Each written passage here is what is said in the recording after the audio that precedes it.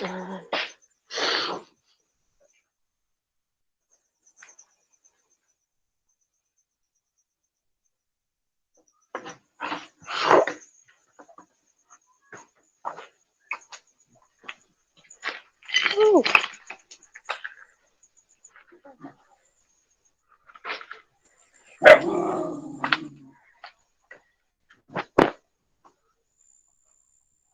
quando terminar aí, empresta o fogo.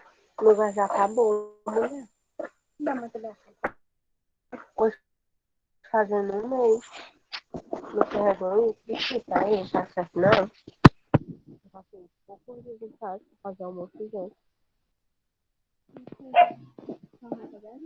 Pois é.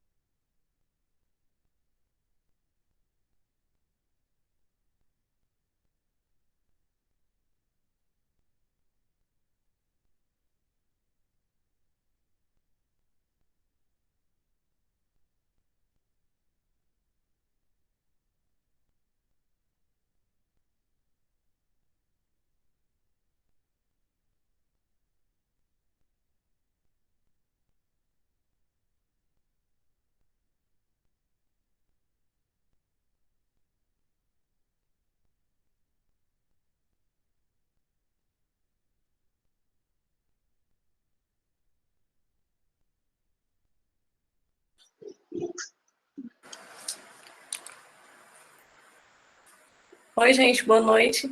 Vamos dar início, né, à aula de hoje. Eu só peço que vocês procurem aí, estejam em mãos o material de pontuação da semana passada e o de ontem que eu enviei, né, que é sobre as classes gramaticais. A gente vai só corrigir a atividade da pontuação, eram 3 questõezinhas rápidas, né? E vamos começar as classes gramaticais, porque são 10 e é muita coisa para a noite. Então, peguem aí primeiro a pontuação para a gente ver só o gabarito. Eu vou abrir aqui também, vou colocar para apresentar. Vocês estão me ouvindo, né? Eu nem perguntei. Sim. Sim. Sim.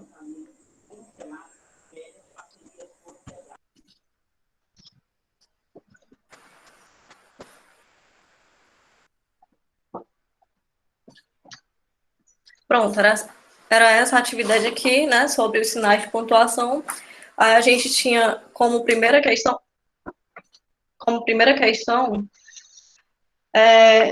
essa daqui, ó, a seguinte situação. Em um dos períodos abaixo, a vírgula usada erradamente no lugar do ponto e vírgula, né? Então, existe aí uma vírgula que deveria ser um ponto e vírgula no lugar, né? E aí a gente tem a seguinte situação. Não, é o contrário. Há uma vírgula usada erradamente. No lugar do ponto e vírgula. A gente tem, por exemplo, na frase 1, avançamos. Eu prefiro ler pelo papel, gente, espera aí. Avançamos pela praia, que já não era como a outra. Até aí tudo bem, ponto final, encerrou o período, né? Avançamos pela praia, dando ideia de lugar, então a gente pode colocar, serve como um adjunto adverbial de lugar, então a gente pode colocar a vírgula aí, que já não era como a outra, o ponto final, encerrou o período. Aí temos os pés afundavam na areia fofa, né? É areia aí, pelo amor de Deus. Fofa, canavial não se via. Só coqueiro. Por enquanto, aí, todas essas opções aí de vírgulas estão corretas, separando ações, né? Aí a gente tem na letra B, as crianças estavam alvoroçadas e correram para o jardim, vírgula, né? O palhaço já tinha chegado e alegremente, esse alegremente vem entre vírgulas, porque trata-se de um advérbio, né?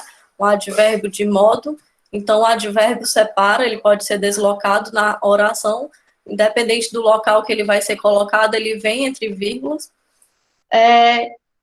Puseram-se a cantar. Então, essa frase também aí está correta, a posição das vírgulas, né, nessa letra B. Aí a letra C temos assim, às vezes, gente, é advérbio de tempo. Também vem acompanhar, todo advérbio vem acompanhado de vírgula. Às vezes, como indica tempo, vem acompanhado de vírgula. Então, às vezes, vírgula, eu quero chamar sua atenção para esse problema. Aí temos aí uma vírgula. Ele, vírgula, né? Porém, vírgula, não permite que se toque no assunto. O erro está justamente nessa frase. Porque o que a gente tem aqui, né? Sobre o emprego de vírgula. Percebam como nessa oração tem 3 vírgulas uma atrás da outra, onde não está indicando sequência não está indicando uma lista, né? Um enumerado de coisas. Não é uma indicação, por exemplo, do que você vai comprar, uma lista do que você vai fazer, ou qualquer outro tipo de sequência. A gente tem aí mudança, inclusive, até de sujeito, né? Porque lá na frase anterior a gente tem o sujeito eu, e na frase seguinte, na oração seguinte, a gente tem o sujeito ele. E aí, logo depois, a gente tem aí a conjunçãozinha porém, a conjunção adversativa, né? Do porém. Como são 3 vírgulas em sequência, o ideal é que essa primeira vírgula seja um ponto e vírgula, tá? É encerrando o período anterior para começar um novo período. Até o sujeito muda também. Então, seria, às vezes, vírgula, eu quero chamar sua atenção para esse problema, ponto e vírgula, ele, vírgula, né? Porém, não permite o restante correto. A letra D, tá tudo correto aí, ó, sempre fiel a seus princípios, né? Vírgula, o velho indígena recusou a ajuda dos missionários, vírgula, ele também convocou os guerreiros e decidiram partir dali. Então, tudo certo na letra D. A letra E, o diretor e a coordenadora já avisaram a todos os alunos que não eram permitidas brincadeiras durante o intervalo nos corredores. Aí, vírgula, né? Ponto e vírgula, aliás. Perceba que o período está imenso, né? Está bastante extenso. Ponto e vírgula. Há uma mudança de novo agora de sujeito. Lá na frase anterior, a gente tem o diretor e a coordenadora como sujeito da oração. Aqui, quando ele coloca o porém, que é uma conjunção adversativa, novamente, a gente vai colocar um ponto e vírgula na frente e a vírgula em seguida. Toda conjunção também, assim como os advérbios, eles devem vir acompanhados de vírgula ou ponto e vírgula no caso da conjunção. Porém, alguns alunos ignoraram a ordem, né? Essa ordem. Então, o errado seria, o errado, que no caso é a frase correta, né? Seria a letra C, só porque aqui, bem aqui, depois da palavra problema, deveria ser um ponto e vírgula e não esta vírgula. Aí, vindo para a questão 2, a gente tem o seguinte enunciado. Assinale a letra que corresponde ao único período de pontuação correta. Então, todas aí vão estar erradas, né? Só tem uma opção correta. A gente tem que lembrar sempre que as locuções adverbiais vêm sempre acompanhadas por vírgula, tá? Independente do local que ela se encontra, ou no início, ou no meio, ou no fim da frase, ela sempre vem acompanhada por vírgula.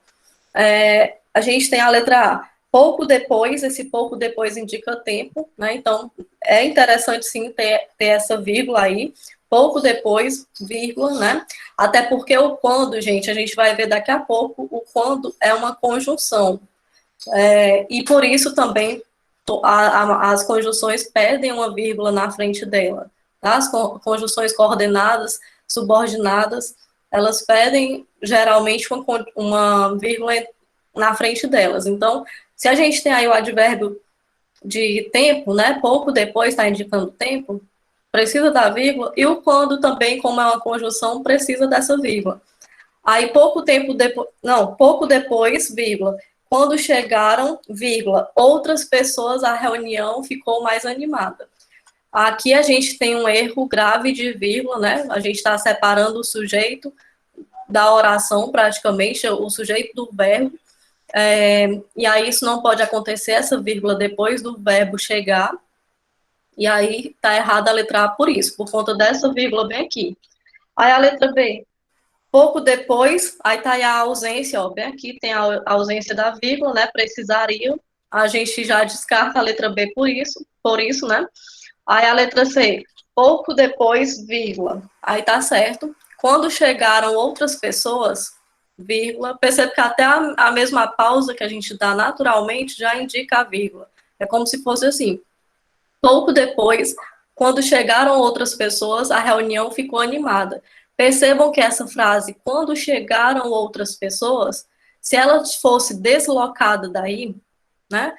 Se ela fosse deslocada, colocada para frente ou para trás, ela não ia fazer muita diferença, não. A gente poderia muito bem dizer assim: pouco depois a reunião ficou mais animada, né? Pouco depois a reunião ficou mais animada. Ou seja, essa oração que está aí no meio é apenas uma oração explicativa. Então, se é uma oração explicativa, está lá nas regras de pontuação de vírgula. A gente deve colocar essa oração explicativa entre vírgulas, né?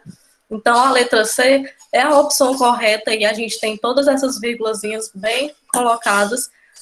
Temos o advérbio de tempo, temos a oração explicativa aí, que é quando chegaram outras pessoas, para ser deslocada, né? A questão do deslocamento está bem no meio, está intercalada na oração, e está tudo certo aí o uso da vírgula. A letra D é a ausência aqui, né? Pouco depois precisaria de uma vírgula aqui. A ausência de vírgula. O que está errado na letra D é isso. E a letra E está errado o ponto e vírgula aqui, né? Não é um ponto e vírgula, é apenas uma vírgula mesmo. Seria um ponto e vírgula se a oração fosse mais extensa, né? Logicamente, se a oração fosse mais extensa, e se na palavra seguinte ela viesse acompanhada de uma vírgula. A gente nunca deixa o ponto e vírgula sozinho.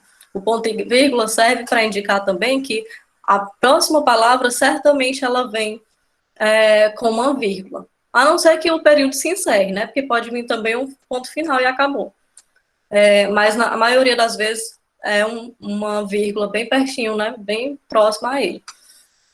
Aí, o 3, a questão 3, a gente tem assim: assinale o item correto, né? A gente tem novamente 5 opções de frases em que a gente vai analisar o emprego dos sinais de pontuação, tanto a vírgula quanto os 2 pontos, como tem aí, quanto o ponto e vírgula.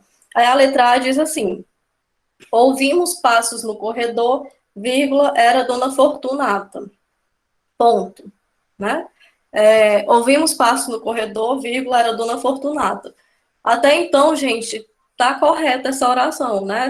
Esses sinais de pontuação aí, é um ponto e vírgula, é uma vírgula bem aí, ouvimos passos do corredor, vírgula, era Dona Fortunata, tá tudo ok. Aí a gente tem aqui, ó, Capitu, compôs-se depressa, né? Compôs-se depressa, ponto e vírgula, tão depressa que, vírgula, quando a mãe apontou a porta, ela, vírgula, né? Ela abanava a cabeça e ria. Percebam que esse compôs-se depressa, tão depressa que esse que pede aí a vírgula, né? Tá pedindo a vírgula. Como é algo muito próximo de uma possível vírgula que estava exigindo aí depois da palavra depressa, a gente põe o sinal de ponto e vírgula, tá? No lugar das 2 vírgulas. Só seria, de repente, 2 vírgulas uma atrás da outra se fosse um advérbio e não uma locução adverbial, mas um advérbio, só uma palavrinha em vez de 2 ou mais, né? E aí a letra A já seria a opção correta, tudo de acordo com os sinais de pontuação, tão depressa que, vírgula, quando, olha aí a questão da conjunção quando, sabemos que a gente precisa colocar uma vírgula antes da palavra quando, né, é uma conjunção, quando a mãe apontou a porta, aí, vírgula, ela abanava a cabeça e ria, né? É uma vírgula aí, gente, depois da palavra porta, porque ficaria até meio esquisito se colocasse um ponto final, né? Apontou a porta, aí ponto. Ela abanava, porque ficaria uma frase muito solta. Se a gente encerrasse o período e começasse com uma inicial maiúscula, começasse um novo período, né? Ela abanava a cabeça e ria, ficava uma frase solta. Então, para não ficar essa frase solta, coloca a vírgula aí. Até porque o ponto desta oração, para ela não ficar muito grande, foi dado lá na frente, né? Com o ponto e vírgula. E aí, a letra B, mesmo que essa questão gerasse dúvida, a letra B a gente já descartaria a possibilidade por conta do ponto e vírgula logo no início, né? Não tem como a gente colocar um ponto e vírgula aí.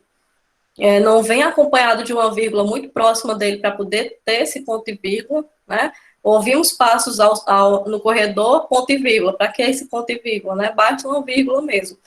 Aí temos como errado também na letra C o ponto e vírgula, né? Sabendo que a letra B é errado por isso, a letra C também já descartaria. Além disso, lá na letra C a gente tem bem aqui, ó, os 2 pontos. 2 pontos só é usado para você explicar algo. Você vai preparar a pessoa para explicar alguma coisa que foi dita, né? Aí você coloca os 2 pontos. Ou então para listar algo também, né? Fazer uma lista, coloca lá os 2 pontos e vai fazer uma lista. Mas necessariamente os 2 pontos é mais usado para dar uma ideia explicativa. Aí nesse caso a gente não vai explicar nada. Não tem necessidade desses 2 pontos. Ficaria até meio esquisito, né? Tão depressa que, para que esses 2 pontos, quando a mãe não tem necessidade dele. A letra D, novamente, os 2 pontos aqui, já vimos que a letra C está errada, né? Além disso, novamente, o ponto e vírgula, bem aqui, não tem a opção correta nessas duas aí, na letra C e na letra D. Então, logicamente, a letra E vai ser todos corretos, né? A letra E, e aí vai estar errado também, porque todos não estão corretos, apenas a letra A. Então, essa atividade de pontuação fica a letra C, primeira questão a letra C, a segunda questão é C de novo, e a terceira é a letra A, tá? Letra A. E aí, depois a gente vê mais questões sobre sinais de pontuação, tá? Porque agora a gente vai para classes de palavras, que são muitas, né? Eu coloquei ontem esse material aqui para vocês verem, dar uma olhada. Algo bem tranquilo, esse aqui está de forma resumida mesmo, né? Bem resumida, eu separei aqui de uma forma diferente, que geralmente a gente não estuda assim, né? Separando um pouco grupo de nomes, grupo de emoções e grupo de verbos, né? Não é assim que a gente estuda lá na escola, por exemplo, mas eu separei aqui para a gente ver a relação através desses grupos que cada classe gramatical vai ter, né? Por exemplo, quais são as classes gramaticais que se referem ao nome. Quando eu falo de nome, é o substantivo. Quais são as classes gramaticais que se referem ao verbo, né? A gente tem tanto o verbo quanto o advérbio que se refere ao verbo. E quais são as classes gramaticais que se referem às emoções, que no caso são aquelas menos importantes, como a interjeição. Enfim, aí eu separei de uma maneira resumida, com alguns exemplos, essas classes gramaticais, né, em 2 páginazinhas, e aí eu coloquei aqui 10 questões, eu não lembro qual. E essas questões, gente, a maioria eu tirei das provas passadas. Alguém colocou, eu lembro que alguém colocou mesmo no grupo, né? Inclusive Respondi aquelas todas. provas de outras prefeituras, né? E aí eu tirei de lá algumas dessas questões, acho que umas 3 ou 4, né? Eu tirei dessas provas e o restante é a questão mesmo nova. Mas enfim, a gente vai começar então pelas classes gramaticais. São 10, né? Como todo mundo lembra e sabe, são 10 classes gramaticais. A gente está falando aqui do estudo da morfologia. Lá na primeira aula, eu cheguei a falar para vocês que a língua portuguesa é dividida em algumas grandes áreas, né? São 3 grandes áreas. A área especificamente da estilística, que vai falar sobre a questão do estilo da pessoa na hora de escrever. Essa área não é muito utilizada para uma linguagem mais formal, porque ele não é muito cobrado em provas, porque é mais para a questão subjetiva mesmo, a questão da poesia, né, dos poemas. A gente estuda ainda a questão da sintaxe, né? A gente escreve sintaxe, mas é sintaxe que se lê, o X tem som de S, né? E aí a sintaxe, ela estuda a posição das palavras num período, né? Numa frase inteira. A posição, se vem antes, se vem depois, dependendo da situação, ela vai mudar. E aí, a morfologia que vai estudar a palavra em si sozinha, né? Cada palavrinha em uma oração, mas vista de uma maneira isolada, sem necessariamente precisar das outras que estão ao redor dela, mas de uma maneira isolada. E aí essa morfologia estuda a forma, né? Tudo que termina com logia é estudo e morfo significa forma. Então a gente vai estudar a forma mesmo das palavras. São 10 as classes gramaticais, também chamadas de classes de palavras, e elas podem ser classificadas em variáveis e invariáveis. Quando a gente fala de classe gramatical variável, é porque elas vão variar de acordo com o gênero, número, né? Muitas vezes em pessoa também, no caso dos verbos, né? Que variam em pessoa. Então, elas vão variar em gênero, quando eu me refiro a feminino e masculino. Toda vez que se fala em gênero é feminino e masculino. Elas vão variar em número, aí a gente fala de singular e plural, né? E vão variar em pessoa, no caso especificamente aí dos verbos, e do pronome também, né, que pode ser colocado em pessoa, os verbos e os pronomes. Aí a gente tem a primeira pessoa, a segunda pessoa e a terceira pessoa, né, são essas 3 pessoas, tanto do singular quanto do plural. Isso são as classes variáveis, né, substantivo, artigo, adjetivo, numeral, pronome e verbo. Já as classes invariáveis, o in, né, quando vem o prefixo in, quando vem numa palavra, geralmente ele é um prefixo de negação, assim como o a, né, de algumas palavras, o a que vem na frente também é uma negação, né, por exemplo, a palavra anormal, Anormal é a negação para a palavra normal. Então, esses invariáveis aí são aquelas palavras que não vão variar nem em gênero, nem em número, nem em grau, nem em pessoa, nem nada. São palavras que não variam, né? E aí a gente fala especificamente dos advérbios, das preposições, das conjunções e das interjeições. Aqui, gente, nessas 10 classes gramaticais, a gente não precisa saber de todas elas assim detalhadamente, porque os concursos não cobram todas, tá? Por exemplo, as interjeições é uma raridade de cair em concurso, em prova de concurso, em prova qualquer. Tá? As interjeições não têm quase nenhuma importância na vida, né? Assim como outras classes aqui. Eles têm as preferências por algumas classes, né? São 3 ou 4 aqui que são as Artigo queridinhas. também, né? Como é? Tá baixo o som. Será que é só para Os mim? artigos também. Deixa eu aumentar. É para mim, é só para mim. Sim, os artigos também. O que cai bastante, né, em prova é a questão da conjunção. É uma classe extensa de palavras, a conjunção cai. Outro também que cai muito é o pronome, né? Adoram cobrar questões de pronome, envolvendo pronome. A gente vai ver mais para frente quais são as preferidas. Eu coloquei lá no material, inclusive, né, chamando a atenção para aquelas preferidas. As preposições também, enfim. Aí, começando pela classe gramatical assim, principal, a que dá início a tudo, né, os chamados de substantivo. O substantivo é aquela palavrinha, aquele termo que vai dar nome aos seres, né? Então, estou me referindo a seres reais ou inanimados, eu estou me referindo a objetos e pessoas, eu estou me referindo a lugares. Então, tudo que tem nome é conhecido como substantivo. Substantivo, é classificado como substantivo. E aí, eles podem nomear várias coisas, né? Pessoas, lugares, estado, sentimento, qualidade, enfim. E aí, esses substantivos, por ser uma vastidão mesmo de palavras, eles são classificados, né, de acordo com algumas características. No caso aqui, por exemplo, ó, o avião chegou. Uma frasezinha simples, curta, né? A gente tem aqui o avião chegou. Essa palavra aqui destacada é o substantivo. A gente vai entender que o o aqui na frente vai ser o artigo e o chegou, logicamente, está indicando a ação, então vai ser o verbo. Então, o nome do objeto, né, é o substantivo aqui. João vai estudar, né? Então, João é o substantivo, no caso, representando o nome de pessoa.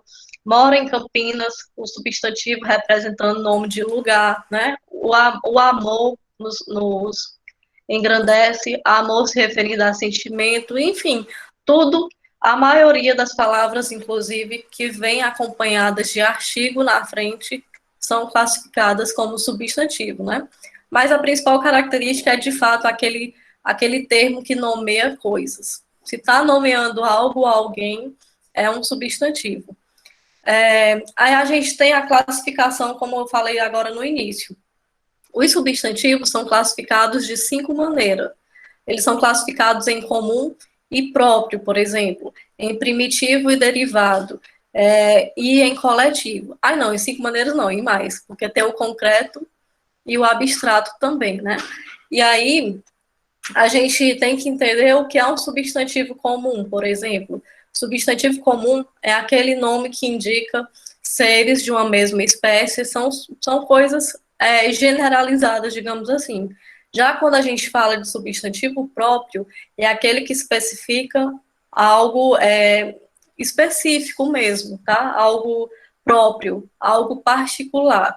Então, é por isso que o nosso nome, ele é um substantivo próprio, porque não é algo generalizado, né? É algo particular de uma pessoa. Todo o nosso nome, tanto o nome principal, né, o da frente, quanto os sobrenomes chamados são substantivos próprios. Por isso, eles devem ser escritos, inclusive, com inicial maiúscula sempre, né? Sempre por conta que são nomes próprios. E o substantivo comum é aquele que serve de uma maneira geral, designa qualquer coisa, né, qualquer objeto, de uma maneira, não de uma maneira específica, mas de uma maneira geral. Então, quando eu falo, por exemplo, de granja, o nome granja, eu estou me referindo ao substantivo próprio, mas quando eu falo o nome cidade, né, eu me refiro a um substantivo comum, porque eu não estou especificando qual é a cidade, eu estou dizendo que é uma cidade qualquer, pode ser qualquer uma. O nome vem solto, né? Ele é abrangente, então é um substantivo comum. Mas quando você passa a particularizar esse nome, ele se transforma em substantivo próprio. E aí, temos aqui, ó, a definição dele. Próprio é aquele que particulariza, né? Uma pessoa, uma cidade, estado, país, enfim, aqui a gente tem alguns exemplos. Mas aí, voltando ainda para esse slide, a gente tem os coletivos também. Os coletivos são substantivos comuns, né? São comuns também. Mas os coletivos, eles servem para você designar um conjunto, um grupo de coisas, né? De uma mesma espécie. É como se a gente tivesse uma palavra para designar o conjunto de várias coisas dela. Por exemplo, quando a gente fala na palavra molho, toda vez que a gente fala em molho, a gente se refere a um coletivo de chaves, né?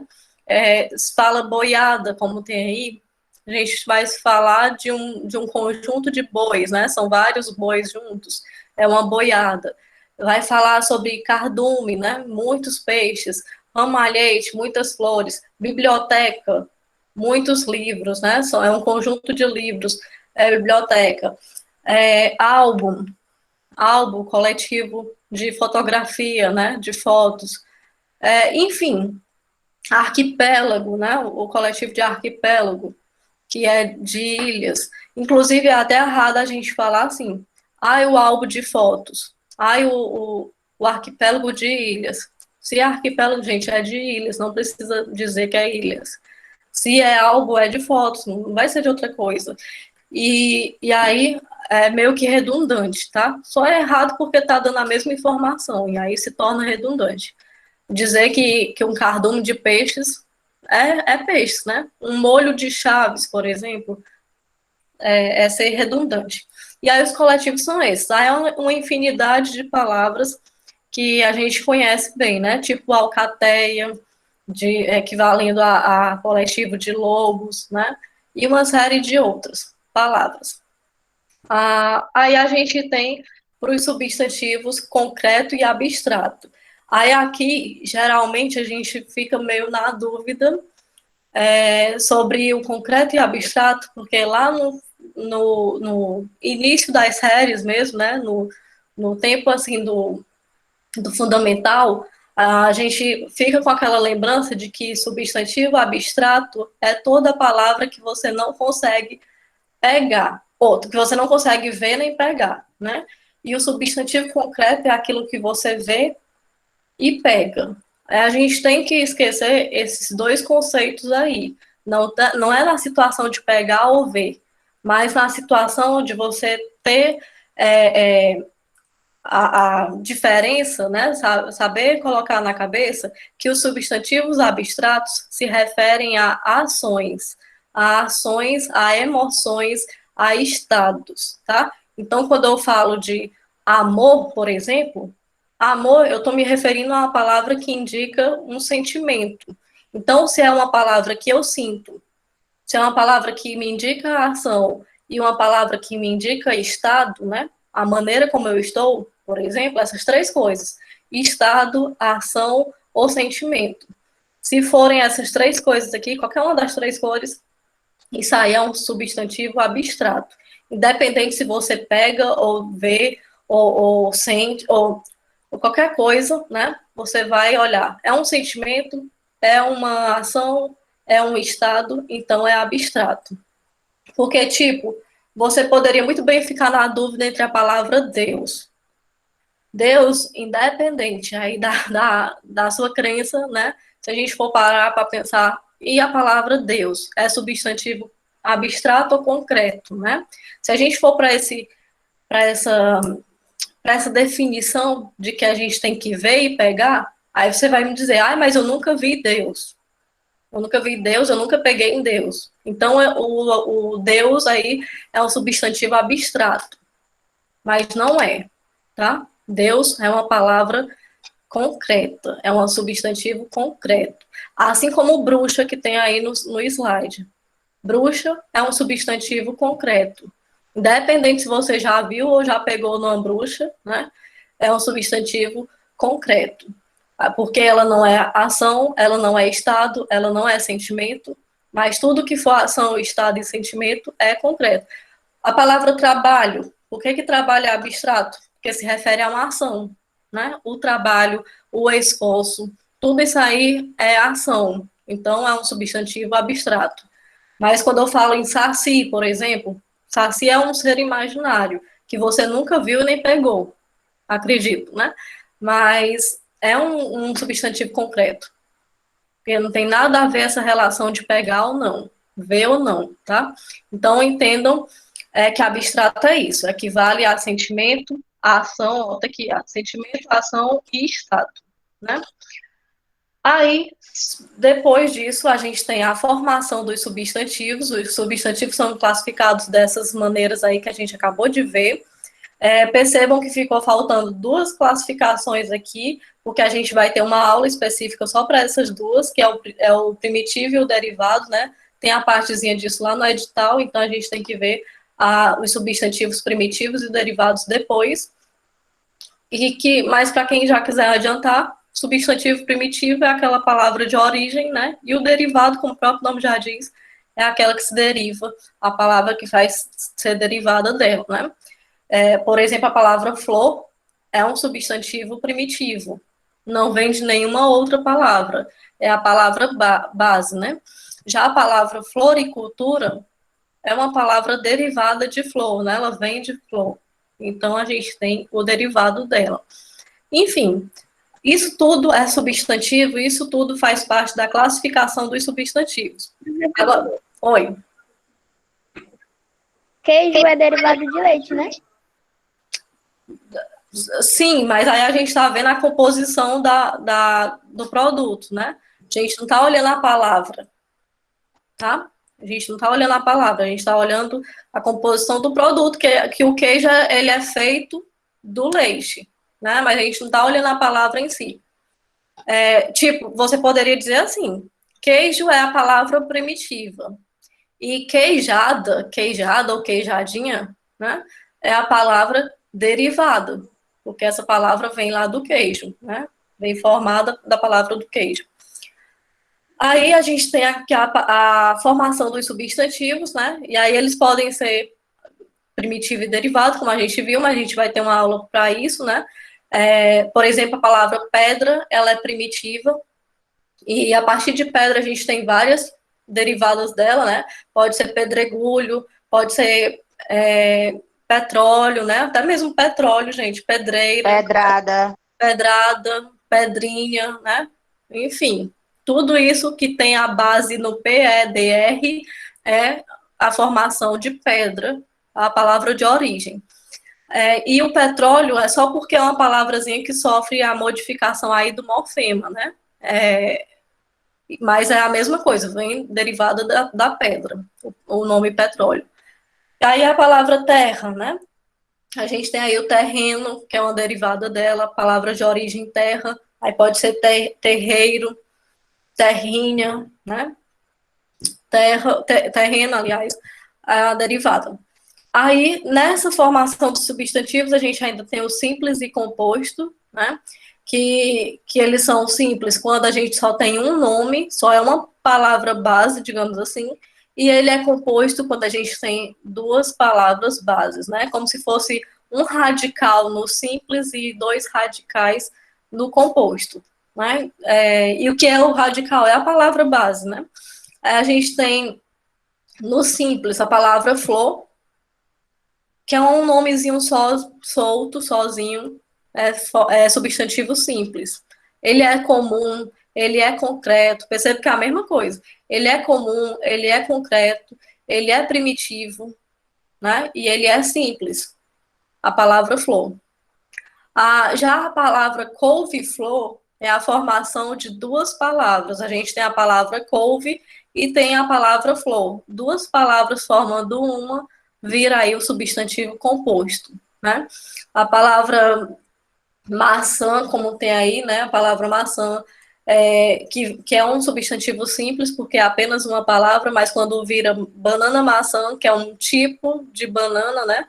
A gente vai ter o substantivo composto. Por exemplo, a palavra beija-flor também, a gente tem duas palavras unidas, é o verbo beijar, né, aí no caso, mais a palavra flor, e aí formando o substantivo composto, enfim, e uma série de outras mais.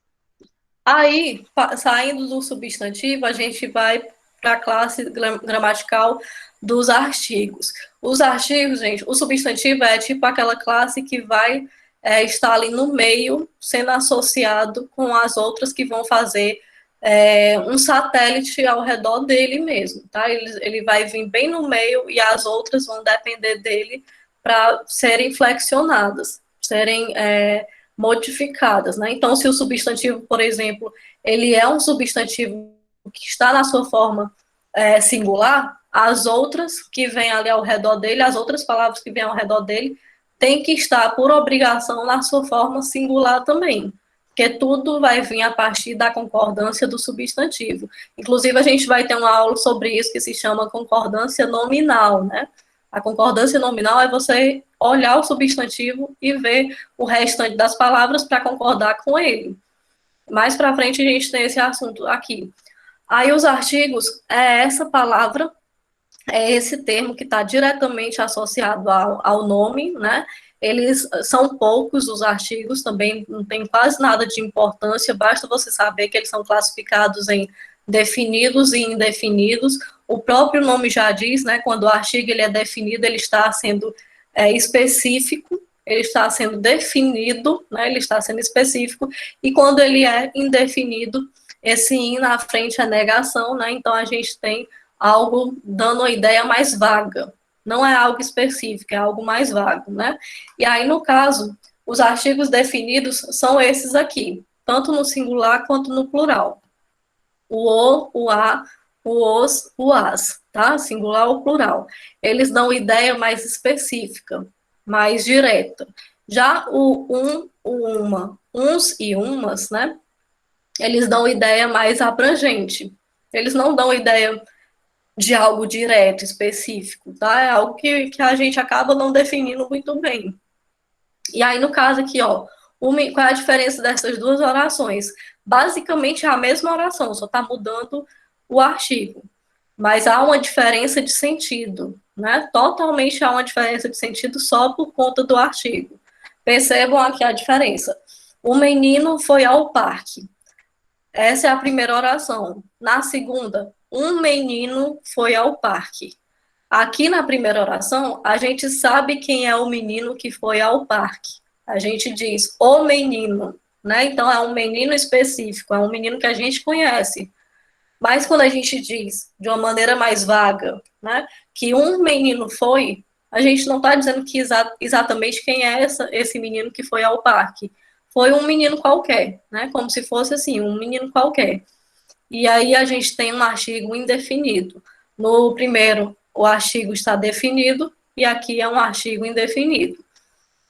Aí, eu voltei. Aí, no caso, a terceira classe gramatical, a gente está vendo isso aqui bem rápido, porque a gente vai ver as questões ainda hoje, tá? É melhor a gente ver as questões ainda hoje. A classe gramatical 3 é sobre os adjetivos, ela também faz parte dos adjetivos, das classes variáveis de palavras, elas vão estar associadas diretamente com o nome, tá? Então, se o nome, que é o substantivo, ele está no singular, o adjetivo fica no singular, se o nome é no gênero feminino, o adjetivo é no gênero feminino, então a gente tem que olhar tudo isso, né? O adjetivo é uma palavrinha que, assim como o artigo, ele vem também bem próximo, né, ali do ladinho do substantivo.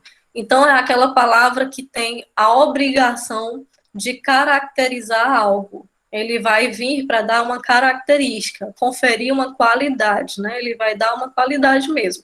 E aí, no caso, a gente tem alguns exemplos. O bom homem, ó, me ajudou. E aí percebam a seguinte observação. Esse artigo, gente, esse adjetivo, ele pode vir tanto na frente quanto atrás. Ele pode vir... Do substantivo, né? Ele pode vir antes ou depois do substantivo, não importa. Ele vem ali do ladinho, né, do lado. Porque se ele não vier do lado do substantivo, ele deixa de ser adjetivo e passa a ser advérbio, né, se ele vier do lado do verbo. Mas como ele vem colado ali do substantivo, ou do lado, ou antes ou depois, ele é uma característica, ele é uma qualidade, então ele é chamado de adjetivo. E aí, no caso aqui do exemplo, a gente tem o bom homem me ajudou. Nesse exemplo aqui, o termo destacado é a palavra bom, que é uma característica, uma qualidade. O substantivo aí é o nome homem, tá? Então, se é homem, eu vou falar bom, porque se fosse mulher, seria boa, né? A boa mulher me ajudou.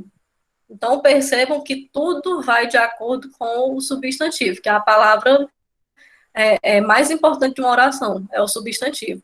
Que esse substantivo analisado sintaticamente na oração, ele é chamado de sujeito.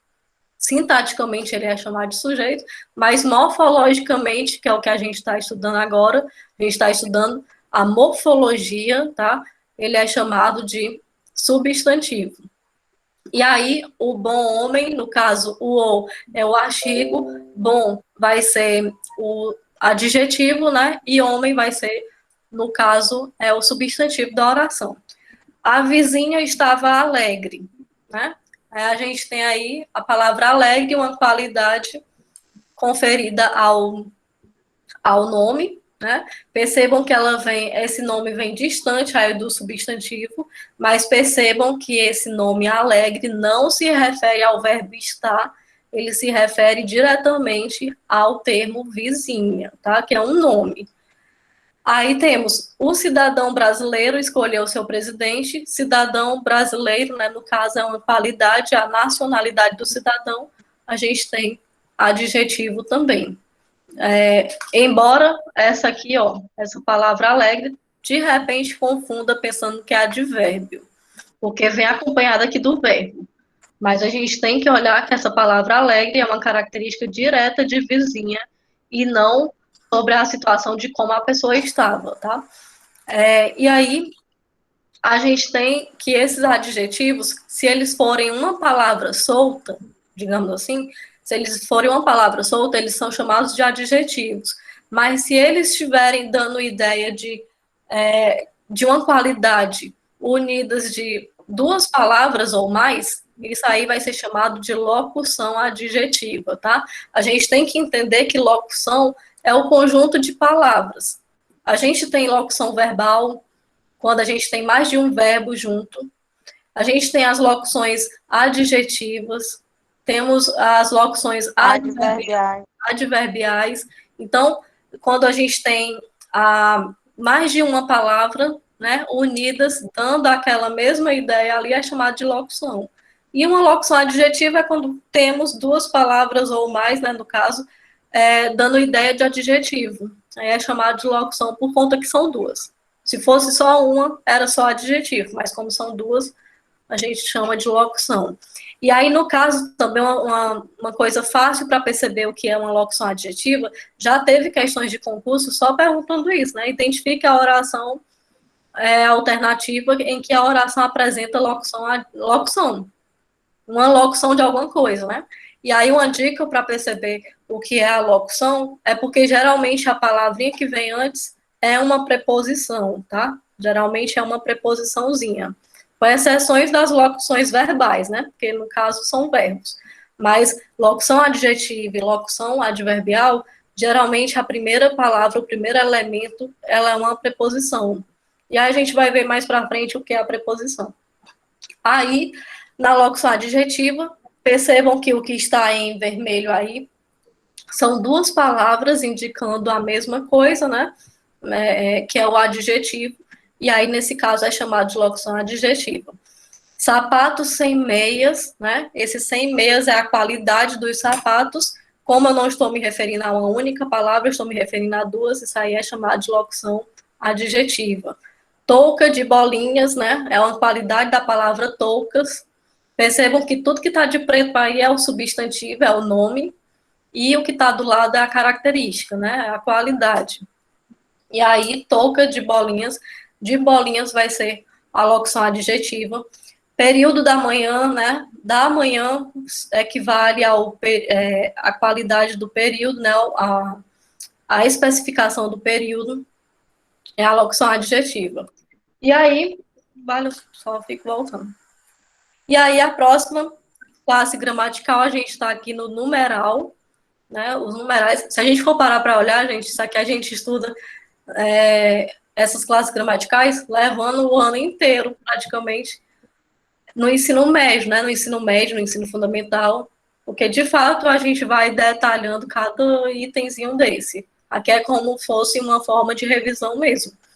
E aí os numerais, gente, são aqueles nomezinhos, né? Aquelas palavras que eles vêm acompanhados do substantivo e servem para qualificar também, só que agora indicando quantidade, né? Dando ideia de número. É tipo um adjetivo, só que de uma forma numérica, digamos assim, né? Indicando um número. E aí eles têm uma classificaçãozinha, eles podem ser fracionários, eles podem ser multiplicativos, eles podem vir na sua forma normal, cardinal, né, que é chamado, exatamente, cardinal e ordinal, são 4 nomes. Cardinal, que é a sua forma normal, digamos assim, a forma ordinal, que vai indicar a ordem, né, a multiplicativo, que está dando ideia de multiplicação, e a fracionária, que é a ideia de fração. Aí, no caso, choveu durante 4 semanas, esse numeral aí, que é 4, todo mundo entende qual é a palavra que está dando ideia de número, né, que é o 4, é um numeral escrito na sua forma cardinal, que é na sua forma normal, 1, 2, 0, 1, 2, 3, 4 e por aí vai, né? 120, 230, então está escrito na sua forma normal, é cardinal. O terceiro aluno da fila era o mais alto. Aí o nomezinho terceiro aí, que parece ser, de repente, uma qualidade, né? De repente a pessoa vai pensar assim, aluno é substantivo, o O é adjetivo, e terceiro aqui é uma qualidade. Não, gente. O terceiro aí tá dando ideia de número. Então, é um numeral. E no caso, ele está na sua forma ordinal, que indica uma ordem. Está indicando uma ordem. Primeiro, segundo, terceiro, décimo, vigésimo, e por aí vai, né? Centésimo, e por aí vai. Então, a questão ordinal. Comeu meia maçã, a gente tem aí a questão da fração, né? Da divisão, da metade. Então, é fracionário. Esse nome meia, ele é muito confundido com os advérbios também, né? Porque a gente acaba fazendo uma confusãozinha, principalmente quando diz assim, eu estou, vamos supor, na frase, eu estou meia cansada. Né? Essa frase, de acordo com a concordância que a gente vai estudar mais na frente, ela está errada. Você não diz, eu estou meia cansada, tá? Estou meio. Porque esse nome aí, meia, não é um numeral para ser variável, né? Ele não é numeral. Você não pode dizer que está a metade daqui cansada e a outra metade está de boas, né? E aí, o correto seria, alguém falou aí, né? O correto seria meio. Eu estou meio cansada, porque a maneira, é a forma como você está, que é cansada. Isso aí não é numeral, isso aí é advérbio, tá? Advérbio de modo. Aí, no caso, só olhar lá nos exemplos lá da frente, advérbio é uma classe de palavra que não varia. Por isso que a gente não tem a forma dos advérbios em meia, tá? A gente vai ver também mais pra frente isso. Aí os numerais, a gente já viu isso aqui, né? Cardinal, ó, 1, 2, 3, por aí vai. Ordinal, primeiro, segundo, também já falei disso. Multiplicativo, não teve lá na frente um exemplo de multiplicativo, né? Mas indica a multiplicação mesmo dos números, né? No caso, o dobro, triplo, quádruplo, né? Quíntuplo, por aí vai.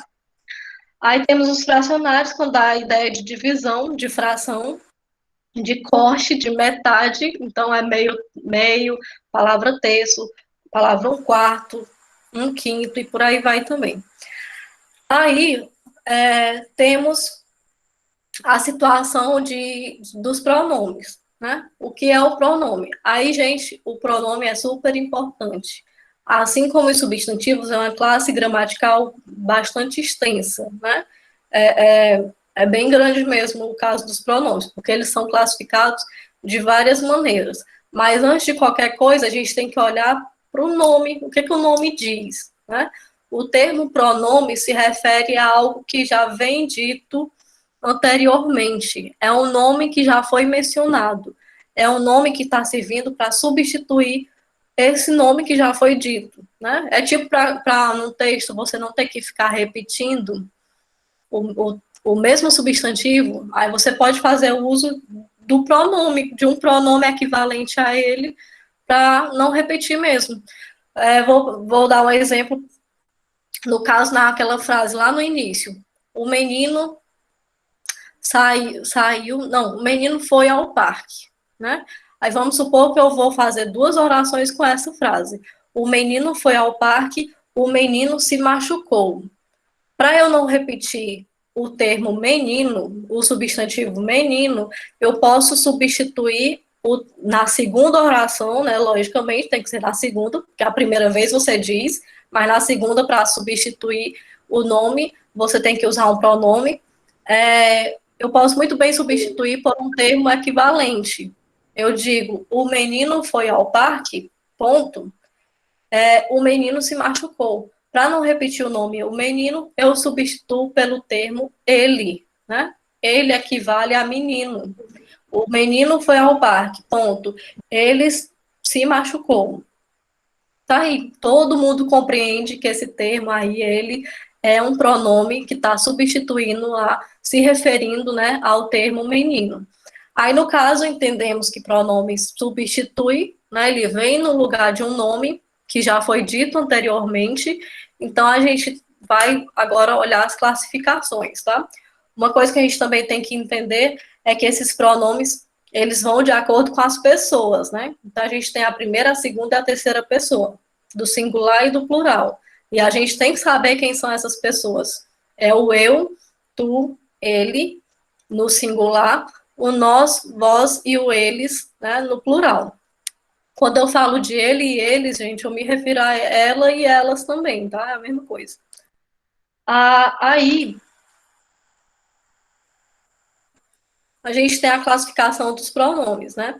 Eles podem ser, começando, eles podem ser classificados de maneira pessoal, tá? Existem os pronomes pessoais. O que são esses pronomes pessoais? É aqueles que vão indicar pessoas, né? As pessoas do discurso. Todo e qualquer discurso, gente, tem que ter 3 pessoas. Todo e qualquer discurso. Discurso, quando eu falo de discurso, estou me referindo à fala, tá? Tem que ter 3 pessoas para esse discurso acontecer. Quem são essas 3 pessoas? As pessoas da comunicação, né? Sou eu, que no caso é o emissor, né?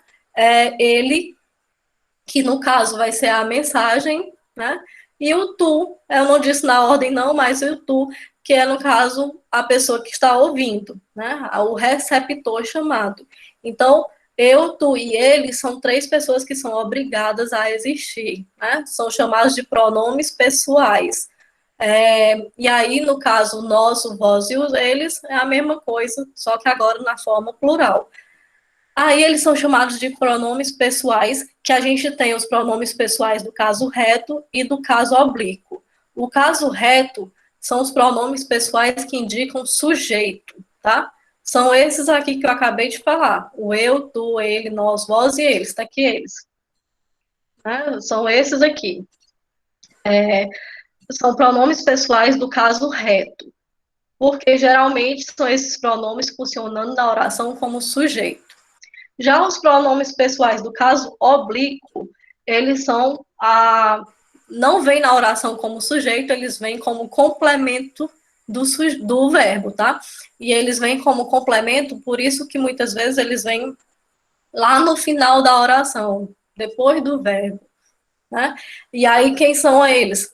Olhando no iniciozinho daqui, né, das pessoas, a gente tem eu, tu, ele, nós, vós, eles, ó. Eu, tu, ele, nós, vós, eles. É como se fosse assim. Isso, caso reto. Me, mim, comigo, para a primeira pessoa. Te, ti, contigo, para a segunda pessoa. O, a, lis, se, si, consigo, para a terceira pessoa. Aí fica nos, conosco, primeira pessoa do plural. Vos, convosco, a segunda pessoa do plural, e o plural ali de cima, né? Os, as, lis, se, si, consigo, fica a terceira pessoa do plural. Basicamente, são essas as pessoas também, na sua ordem, né? Assim como o caso reto, agora a gente se referindo ao termo oblíquo. E aí, uma atenção especial para a seguinte situação, né? Já teve questões de concurso, por exemplo, vestibulares e concursos de uma maneira geral, para as formas mesmo bem comum, bem tradicional, no uso sobre o eu e o mim, né? O meu, eu e o mim. Quando a gente diz assim, traz esse livro para mim ler. Traz esse livro para mim ler. Isso está errado. Para eu ler. Exatamente. Por quê, gente? Porque o pronome oblíquo, ele não conjuga verbo, tá? Ele não conjuga verbo. Então, você vai dizer que traz o livro aí para eu ler, tá? E nunca para mim ler. Nunca é para mim fazer algo, mim solicitar algo, mim não ser índio, né? Mim não ser índio, então a gente não fala mim. A gente diz eu. Para eu estudar, para eu ler, para eu solicitar algo. Então, é sempre o eu. Agora, se fosse assim, ele trouxe água para mim. Perceba que não tem mais Sim. nenhum verbo depois, né? Não tem mais nenhuma palavra depois, terminou em mim. Ele trouxe água para mim. Pronto. Você não vai dizer assim, ele trouxe água para eu, né? Você vai dizer, ele trouxe água para mim. Ponto. Agora, se viesse um outro verbo lá na frente, aí você dizia eu, tá? A gente tem questões sobre isso aí mais para frente. A gente também tem que, nesses pronomes, pronome pessoal e reto, né? As suas formas pronominais também, quando vem acompanhado dos verbos, principalmente quando a gente já viu lá na questão da acentuação, né? Os verbos que terminam em R, S e Z, eles geralmente trazem um tracinho, né? Traz o hífenzinho, e eles são substituídos pelas formas lo, lá, los ou lá, tá? Então, por exemplo, o verbo encontrar que termina com a letra R, todos os verbos que terminarem com a letra R. Aqui tem o verbo encontrar, eu vou usar ele mesmo. Vou colocar o verbo cantar, então, né, para trocar aí pelo verbo encontrar. O verbo cantar. Se eu for transformar esse verbo, em vez de dizer não sei o que, ela cantar, eu posso dizer cantá-la, né? Eu coloco cantar com acentozinho, sem terminar em R, o acentozinho, tracinho lá, né? A sua forma nominal, a forma pronominal é essa.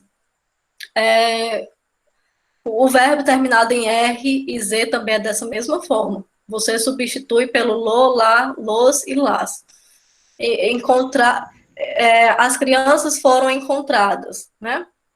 Aí, se você quiser substituir o termo as crianças, é só colocar os las, né? Porque se refere a feminino e é plural. Enfim. Aí, Foi bom revê-la, né? sim, né? Para você não dizer assim, foi bom ver ela, né? Ver ela.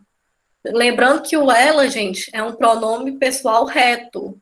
Ele não pode vir nessa frase. Você não pode dizer assim, foi bom vê-la, foi bom ver ela, tá? Porque a frase estaria tecnicamente errada, morfologicamente, sintaticamente errada, tá?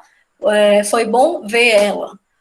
O ela é um pronome pessoal reto. Ele tem que vir lá no início da frase sendo sujeito. Como ele está sendo objeto do verbo ver, né, ele é complemento do verbo ver, então a gente apenas substitui o ela por um pronome equivalente a ele, que no caso é o lá, né? É o lá, é a terceira pessoa. Só substitui. Aí, no caso, o exemplo aí que vocês deram foi bom revê-la, né? Revê-la. Que é um verbo que termina com R, né? O verbo ver. Termina com R, então é só substituir pela sua forma lá. Isso é a mesma coisa se fosse masculino, aí se fosse no lugar do homem, da mulher fosse um homem. Só colocar o ló, né? A mesma coisa. Foi bom revê-lo. Enfim.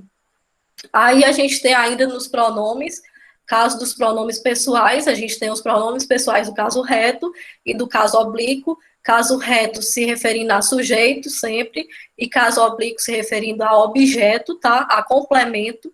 E aí são aqueles objetos direto e indireto, né? Que a gente sabe o que é. Mas a gente também tem os pronomes pessoais de tratamento. E às vezes, sim, cai em concurso pronome de tratamento, gente. Uma coisa assim, bem bestinha, mas que gera muita dúvida, né? Porque nem todo mundo sabe, assim, todos os pronomes decorados. E, infelizmente, é para decorar mesmo essa parte de pronome de tratamento, né? Quando usado para rei, qual é o pronome de tratamento que a gente usa para majestade, ou para rei, para papa, para uma autoridade, né? Enfim. Aí a gente tem aí os mais básicos, geralmente os mais cobrados, que no caso todo mundo sabe que quando é uma pessoa assim, um pouco mais velha, a gente geralmente costuma usar senhor e senhora, né? Para pessoas assim mais idosas, que a gente tem um certo respeito. A gente usa o pronome de tratamento de Vossa Excelência para as autoridades de uma maneira geral, né? Qualquer tipo de autoridade, como, por exemplo, um vereador, um prefeito, no caso. A gente tem também a forma de tratamento de Vossa Majestade para rei, Vossa Alteza para príncipe, né? A gente tem a Vossa Eminência para os cardeais, né? E aí não me perguntem qual é a diferença de cardeal para papa, para bispo, para não sei o que, porque essas coisas aí eu não sei não. Mas eles têm aí um grau de hierarquia, né? Quem é que vem na frente, quem é que vem atrás, eu não sei não. Sei que o maior é o papa, né? E o único que pode ser chamado de Vossa Santidade é o papa, tá? E aí a gente tem também, por exemplo, Vossa Magnificência, tá? Magnificência para reitor de universidade, tá? Tipo os diretores de universidade, né? Reitores, Vossa Magnificência. Enfim, aí um detalhe, um parêntese importante, muita gente fica aí na dúvida se a gente fala você ou tu, né? Qual é a forma mais correta? É o você ou é o tu? De qualquer jeito, gente, tanto você e o tu se referem a pronomes de tratamento, no caso, para você falar com alguém que você já tem uma certa familiaridade, né? Uma certa intimidade, digamos assim. Você não vai falar você para uma pessoa que você não conhece. Você tende a chamar de senhor, de senhora, mas quando você tem um grau de intimidade, você fala você ou, no caso, tu, que qualquer uma das duas formas estão corretas, tá? Está correta, no caso. E a única diferença é porque muitas vezes a gente tende a ter medo de usar o tu, pensando que é forma grosseira, né? Mas não é, gente. O tu não é grosseiro, não. Embora pareça. Tem gente que para brigar, quando não tá brigando, usa o você, mas quando vai brigar, só usa o tu, né? Porque parece que dá um certo alívio em colocar o tu, que é para poder entender que tá com raiva. E aí é uma maneira de dar um alívio mesmo usando o tu. Mas o tu é comumente usado em alguns estados brasileiros, né? Por exemplo, o Rio Grande do Sul só se fala tu lá, né? O tu, a gente não fala você.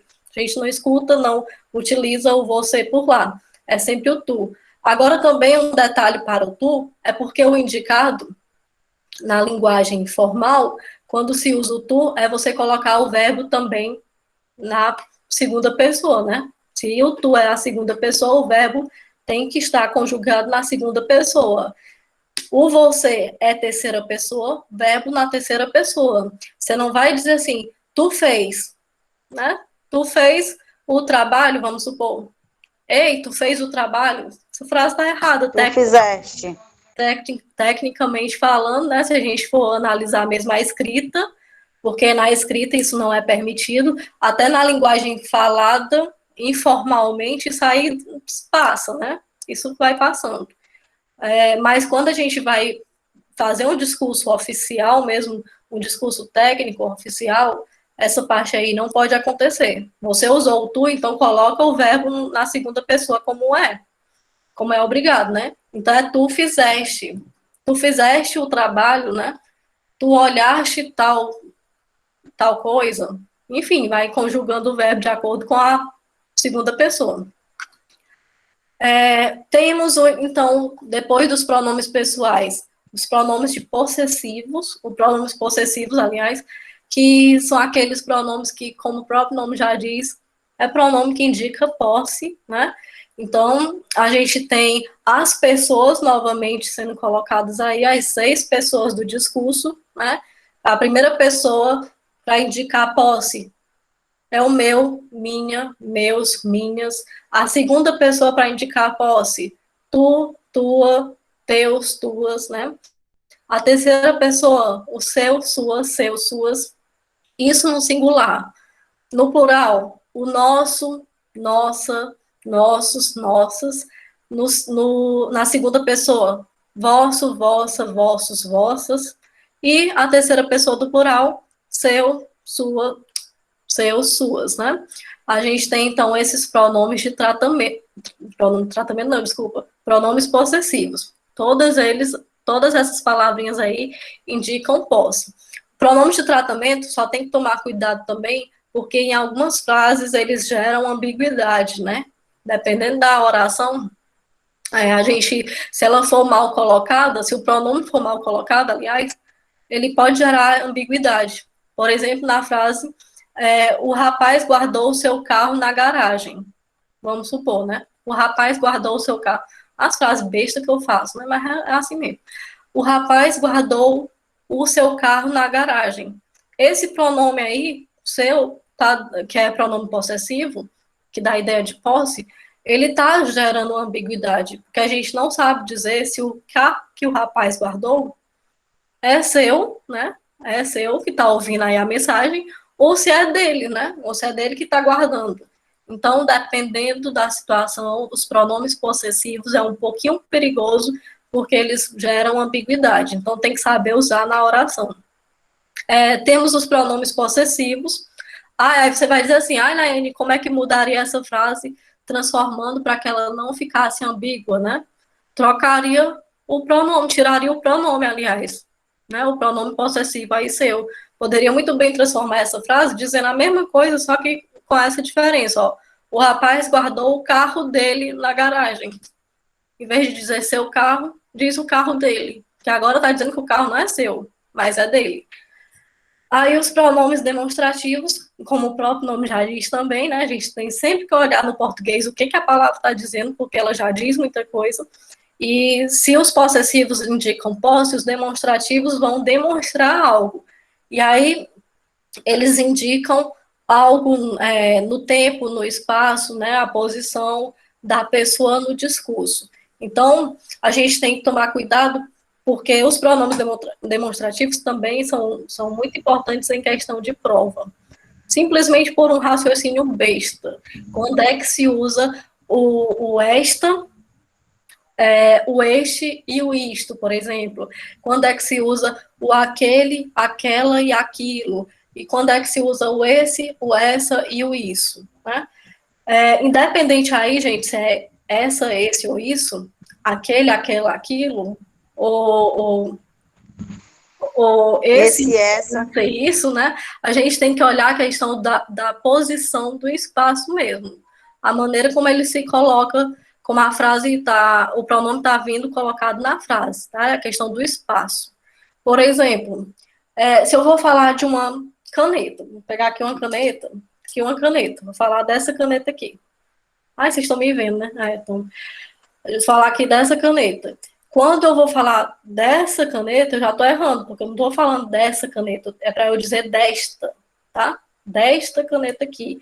O objeto, quando ele está perto do emissor, né, da pessoa que está falando, você usa o esta, você usa o este, você usa o isto, tá? Quando o objeto, ele está se referindo a, e está próximo, aliás, né, questão mesmo geográfica, ele está próximo da pessoa que está falando, então você usa o esta, o este e o isto. Já quando o objeto falado, ele está perto da pessoa que está ouvindo, né, que está ouvindo, você usa o essa, o esse e o isso. E quando você vai falar de um objeto, né, de uma coisa, que está longe tanto de você que está falando, quanto de quem está ouvindo, né, está mais distante de vocês, você vai falar aquela, aquele e aquilo, tá? Então, no caso aqui da caneta, eu falo esta caneta porque eu estou perto dela. Mas se alguém aí fosse falar dessa caneta aqui, iria dizer essa, né? Não esta, porque ela está perto de mim. Aí, no caso, este caderno é meu. Eu uso o nome este porque o caderno possivelmente está perto de mim, né? Que estou falando. Então, o este indica o caderno está próximo da pessoa que fala. Esse caderno aí é teu. Eu estou usando esse porque ele está indicando, né, que o objeto, no caso o caderno, ele está perto da pessoa que está ouvindo, que está recebendo a mensagem. E aquele caderno, por exemplo, não sabemos de quem é aquele caderno, né?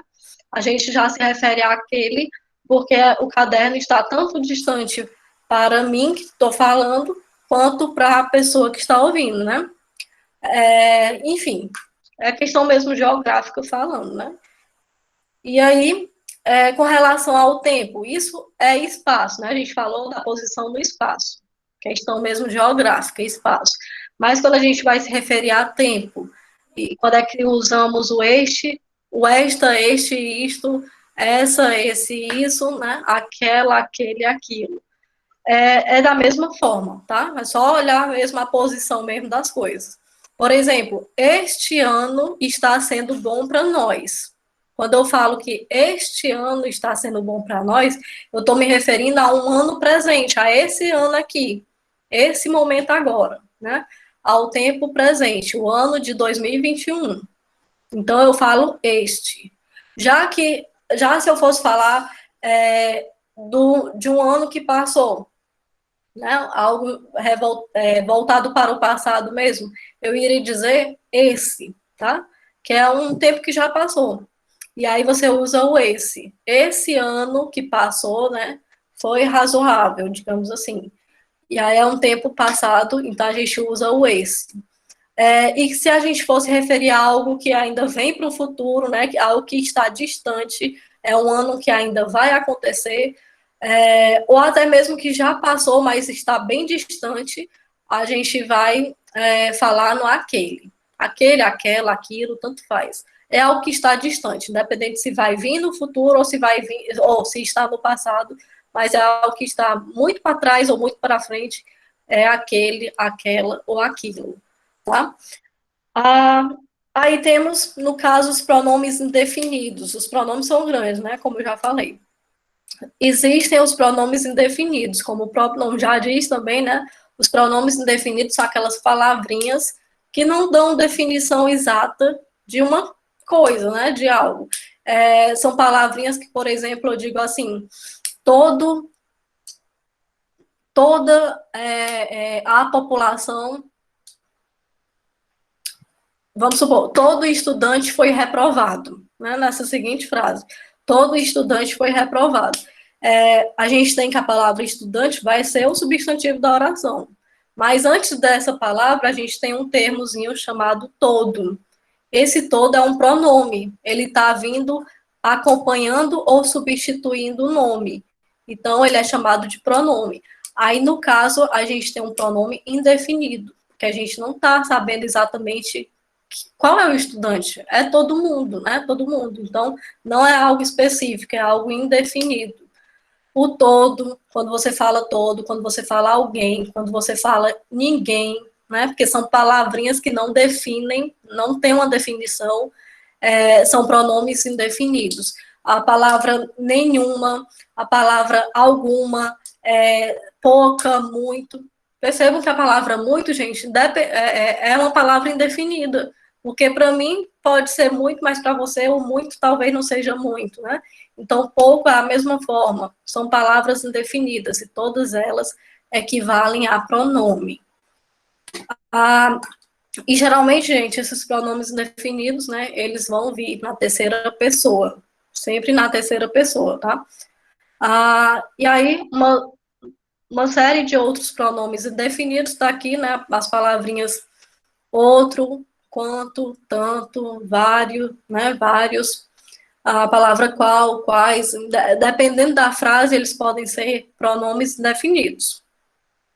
Mas também, dependendo da frase, eles podem ser advérbios, né? Depende. Aí a gente tem as locuções pronominais, então novamente, se for uma palavra somente, é pronome, mas se for duas ou mais palavras, vão ser locuções, né? E as locuções pronominais são aqueles termos de duas ou mais palavras que equivalem a um pronome definido. No caso aqui, apenas uma ou outra pessoa, né, parava para ver o espetáculo. Nesse caso aqui, uma ou outra pessoa é uma locução pronominal, indefinida, porque a gente não sabe exatamente quantas pessoas paravam. Era uma e outra, né? Paravam. Então, é um pronome, uma locução pronominal indefinida. Nesse segundo exemplo, ó, qualquer um poderá participar do concurso. Novamente, a palavra qualquer é um pronome vago, é indefinido. E aí, quando vem junto com a palavra um, se torna uma locução indefinida, né? No caso, uma locução pronominal indefinida. Aí temos os exemplos de locuções os exemplos de locuções pronominais indefinidas, né? Cada qual, a gente também não tem uma definição exata. A palavra seja quem for, qualquer um, como a gente já viu, tal e qual. Então, são palavrinhas que não têm uma definição específica. Isso aí é chamado de pronome indefinido, locução indefinida, né? Aí temos os pronomes interrogativos, né? O próprio nome já diz também, são pronomes, são palavras que vão indicar perguntas, né? Vão indicar interrogações. Então, são palavras que muitas vezes se referem, sim, à terceira pessoa do discurso, né? No caso, ele ou eles, ela ou elas, né? E aí você sempre tem uma perguntinha nesses pronomes interrogativos, seja a pergunta de forma direta ou a pergunta de forma indireta, né? Eu lembro que até uma vez eu já falei sobre o que é uma frase interrogativa direta e o que é uma frase interrogativa indireta. Então, quando eu digo assim, que horas são? Que horas são? É uma pergunta, é uma interrogação direta. É uma pergunta direta que vem até a exclamação em seguida. Mas quando eu digo que eu gostaria, né, de saber que horas são, eu gostaria de saber que horas são. Eu estou fazendo uma pergunta, só que agora de uma maneira indireta. E aí eu não preciso colocar o sinal de interrogação, né? É como se fosse uma afirmaçãozinha normal, sem o sinal de interrogação, inclusive. O que importa é que existem nessas frases aqui um termozinho que é chamado de pronome interrogativo, que são geralmente o que, o quem, tá? Que e quem, a sua forma variável também da palavra quanto indica pronome interrogativo. Por exemplo, quantos dias faltam para a prova? O quantos dá uma ideia vaga, tá? É uma ideia vaga, mas aí no caso dessa oração, ele está dando uma ideia de interrogação. A gente Onde tem também? sim, Onde? o onde, o onde. Inclusive, gente, uma coisa interessante do pronome onde é saber usar a palavra onde e aonde, né? Onde é que a gente usa? Qual é a diferença? Porque existe uma diferença aí entre o onde e o aonde. Inclusive a palavra donde também, tá? Existem essas três formas. o onde, o aonde e o donde. O que não existe é o adonde. Aí o adonde já está errado, né? Mas o onde, aonde e donde é correto no português e eles são usados de maneira diferente. O onde é para algo fixo, tá? Você vai dizer, por exemplo, eu moro onde, sei lá, você vai dizer algo fixo, você usa a palavra onde. Onde você mora, vamos supor, né? A palavra, na frase, onde você mora. Como a pessoa vai morar, logicamente, numa casa fixa, né, que não anda, a não ser que você seja nômade, né, mas você sendo uma pessoa normal, você vai morar em algo que é fixo. Você usa a palavra onde. Já quando você usa a palavra aonde, é porque esse a está dando ideia contrária. Se o onde indica algo fixo, o aonde vai indicar algo que está em movimento, tá? Algo que sai de um lugar para outro. Então é por isso que naquela musiquinha lá, não sei de quem, mas que diz assim, diga aonde você vai que eu vou varrendo, né? Nessa música. A frase correta é essa mesmo. Diga aonde você vai. Eles não falam diga aonde você vai, eles digam aonde você vai. Esse aonde indicando movimento, que a ideia é de movimento mesmo. E aí, o donde é simplesmente a formação do de onde, tá? Donde é usado também, é a locuçãozinha do de mais a palavra onde, né? Mesma coisa. Aí temos... E não é muito usado, né? Não, não é muito usado, não, donde, né? Mas ele é correto, sim. Porque geralmente a pessoa coloca mesmo separado. De onde, não sei o quê. Mas antigamente se usava muito donde junto. Mas é a mesma coisa do de onde separado. Aí a gente tem aqui o que, o quem e o quanto, né? Equivalendo a perguntas, de forma direta ou indireta, eles são pronomes interrogativos. Existem os pronomes relativos. Pronome relativo também é um pronome queridinho de prova, tá? Qualquer tipo de prova, provas de qualquer área aí, né? Qualquer concurso, sempre cai a diferença entre pronome relativo e conjunção integrante, tá? Qual é a diferença entre pronome relativo e conjunção integrante? Porque basicamente são as mesmas palavras. A única diferença é o posicionamento. Como é? Se utiliza muito o que nesses Sim, porque o que, olha o que é complicado, porque ele pode ser pronome relativo, ele pode ser conjunção integrante, ele pode ser pronome interrogativo, como a gente acabou de ver, é muita coisa. Se a gente for parar para olhar quais são as funções do que e se, gente. A palavra se também, né? A palavrinha se. Se. O que e o se tem infinitas funções. São várias. São mais de 30, por exemplo. Mas claro que a gente não usa esse monte de coisa. Aí, a gente tem os pronomes relativos, diz o seguinte, ó. São pronomes relativos, aqueles que representam nomes já mencionados anteriormente. Se é pronome é porque vai ser isso aí, né? Ser nome que já foi dito anteriormente e com os quais se relacionam. Além disso, o nome mencionado anteriormente é antecedente do pronome, tá? Então, a gente tem aqui, ó, os livros que estou lendo são muito bons. Livros é o termo que antecede a palavrinha que, né? E a palavra que, ele está no lugar mesmo, ele está se referindo diretamente ao nome aí, ao nome livros. Então, ele é um pronome relativo. A gente poderia muito bem também trocar ele pelo qual, né? Os livros, os quais estou lendo, são muito bons, então é um pronome relativo, tá? O sobrado onde morava, o sobrado onde morava, fora deixado pelo avô, né? Esse fora, gente, é o verbo foi no passado, né? No passado. No tempo do pretérito. Aí a gente tem o sobrado, é o termo antecedente à palavra onde, no qual ele está se referindo, né? A gente tem, então, um pronome relativo.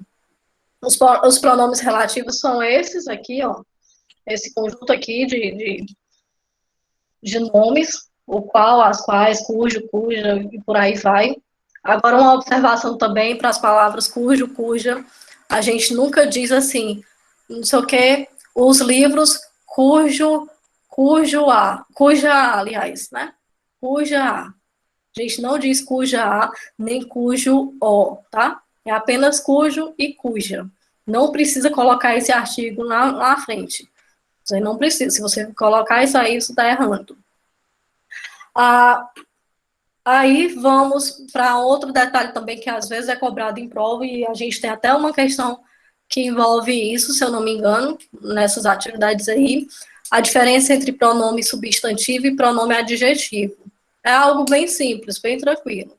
É só a gente entender que o pronome em si, gente, é aquela palavra que ele vem para acompanhar ou ele vem para substituir, né? Ou ele acompanha ou ele substitui o substantivo. Quando ele vier substituindo o substantivo, ele é um pronome substantivo. Quando ele vier acompanhando o substantivo, né, ele é um pronome adjetivo.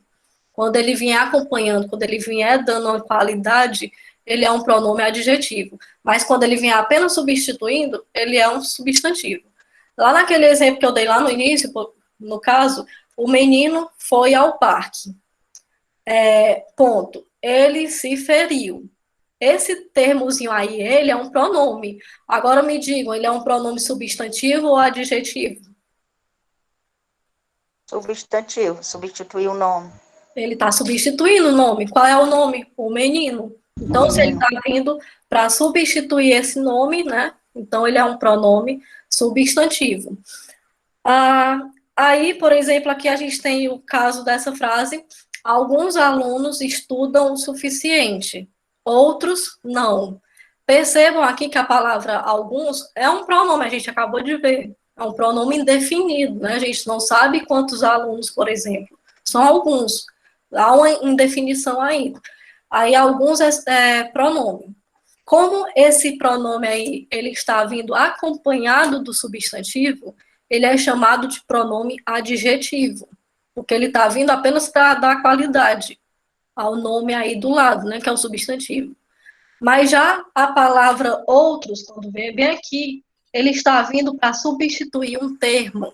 Ele está vindo para ficar no lugar de um nome, do substantivo, que não foi mencionado aí, para não repetir mesmo. A intenção é só essa, para não repetir. Porque imagina você colocando essa frase: alguns alunos estudam o suficiente, outros alunos não. Não precisaria colocar esse outros alunos. Basta colocar subentendido mesmo, né, de forma omitida aí. Outros, não. A gente já entendeu que aí é o caso da palavra escondida, alunos. E aí, nesse caso, a gente tem um pronome indefinido também, que é o caso do outros. A gente não sabe exatamente quantos alunos, né, são outros, mas no caso, a gente tem aí um pronome indefinido, que é substantivo, porque ele está servindo para substituir o nome. Aí isso aqui é só, às vezes, uma observaçãozinha que cai em prova, só para saber a diferença entre pronome substantivo e pronome adjetivo. Temos, então, a próxima classe de palavras, né, que é o verbo. Saindo do verbo, gente, as outras classes de palavras são bem rapidinhas. Não, tem a conjunção que é um pouco grande, mas o restante é bem rápido. O verbo, todo mundo sabe, né, que verbo é aquela palavra que indica ação, estado ou fenômeno da natureza, né? Então a gente tem essas três coisinhas: ou vai indicar uma ação, ou um estado, ou um fenômeno da natureza. Então, por exemplo, qualquer palavra que indica a ação no tempo presente, passado ou futuro é verbo, né? No caso aqui, eu escrevo com rapidez. A palavrinha aí, eu, é um pronome, que a gente acabou de ver. Eu, pronome de tratamento, ou pronome pessoal do caso reto, né? Escrevo é o verbo da oração, é aquela palavrinha que está indicando a ação. É o verbo escrever. Com rapidez já é outra coisa que a gente vai ver daqui a pouco o que é. Então, escrevo é uma ação que está no tempo presente, portanto é um verbo. Se fosse eu escrevia com rapidez, é a mesma coisa. É uma ação, só que agora no tempo passado, né, no tempo pretérito. mas é verbo do mesmo jeito. Eu escreverei, né? Vamos supor, eu escreverei uma ação também, é o mesmo verbo, inclusive, só que agora no tempo futuro. Os alunos estavam preocupados, né? Nessa forma aqui, o estavam é verbo, porque está indicando o estado, não é uma ação, mas é um estado. Como é que os alunos se encontravam? Eles estavam preocupados. Então, indica uma ação, independente se é passado, ou futuro, ou presente, né? Mas é uma ação, ou é um estado, aliás, desculpa. Então, a gente também tem um verbo aí. Se eu fosse colocar um verbo de estado no presente, é só pegar o estavam e colocar estou, né? O aluno está, por exemplo, vamos supor, a gente está usando o sujeito na terceira pessoa. O aluno está preocupado, né? Aí a gente tem aqui, naquela noite, trovejou muito. O verbo trovejar, assim como relampejar, assim como nevar, assim como anoiteceu, amanhecer e uma série de outros, indicam fenômenos da natureza. Então, são verbos também indicando fenômeno da natureza. Então, a gente tem que entender que o verbo é isso. Indica estado, ação ou fenômeno da natureza. Aí, a gente tem os verbos de primeira conjugação, segunda e terceira conjugação. Aqueles que terminam em AR, primeira conjugação. Isso, ER, segunda, e IR, terceira conjugação, né? Então, a gente tem aí os exemplos, verbo cantar, terminou em AR, primeira, poder, terminou em ER, segunda conjugação, e o verbo pedir, a gente tem IR, terminando em IR, né, terceira conjugação. Aí, esses verbos, gente, são flexionados de acordo com a sua base, né, que é o radical da palavra, e o prefixo ou o sufixo, dependendo da posição aí do verbo, da palavra em si, a gente tem aí os chamados de desinência, que é chamado de desinência modo temporal ou número pessoal. Mas isso é coisa que não cai muito em vestibular, não, tá? O que são as desinências modo temporal e número pessoal. Cai mais em questões voltadas para vestibular, essas coisas. Mas para concurso, eles vão atrás do verbo de uma outra maneira. Aí, temos, então, o verbo, ele pode ser colocado na primeira pessoa, segunda pessoa, terceira pessoa, no singular ou no plural, né? Com relação à pessoa e ao número. Primeira, segunda, terceira, do singular. Eu amo, aí fica tu amas, ele ama, né? Aí no plural fica nós amamos, vós amais, eles amam. Isso tudo é um verbo amar conjugado na primeira conjugação mesmo, né? E conjugado no tempo presente. A gente está dando um verbo de ação no tempo presente, do modo indicativo. E aí, sobre os tempos e modos, a gente tem 3 modos, tá? É o modo indicativo, que indica certeza, que inclusive vem no próximo slide, né? Que um fato certo é o modo indicativo. Quando ele diz um fato duvidoso, né, uma incerteza, é algo que realmente não está certo, é modo subjuntivo. E quando a gente está dando uma ordem, um pedido, né, a gente está no modo imperativo. E aí, no caso, existem os tempos, que todo mundo sabe que existe apenas um tempo para o presente. O presente é o agora, então só existe ele. Mas a gente tem 3 tipos de passado, tá? É o passado perfeito, o passado imperfeito e o passado mais que perfeito, que é facilmente percebido, gente, pela questão mesmo de observar o verbo. Se esse verbo estiver indicando uma ação concluída, uma ação acabada, tá? Finalizada, ele é um passado perfeito, tá? A ação foi acabada. Tipo o exemplo que tá aí. O garoto estudou. Pronto, ele fez a ação dele lá de estudar no tempo passado e ele concluiu aquilo. Então, o tempo desse verbo aí está no pretérito perfeito. Já quando eu digo o garoto estudava, eu estou indicando que é um tempo passado, mas a gente tem uma ligeira noção que ele não concluiu aquilo. Ele estudava, né? Inclusive, ele estudava ainda. Então, é meio que um passado que não está concluído, está em aberto. Então, esse passado é imperfeito. Já quando a gente tem o garoto estudara, né? Todos os verbos que terminam com ra, gente, que tem a desinência modo temporal em irá, estudara, cantara, fizera, Amara. amara, sei lá o que, todos esses são chamados de pretérito mais que perfeito, tá? Tudo que terminar em irá. Rá, assim, porque existe o rá com acento, que aí não é passado, ele passa a ser futuro. E aí o futuro são dois, né? É o futuro do presente e o futuro do pretérito. Novamente significa a mesma coisa. O futuro do presente é como se fosse uma certeza, digamos assim, né?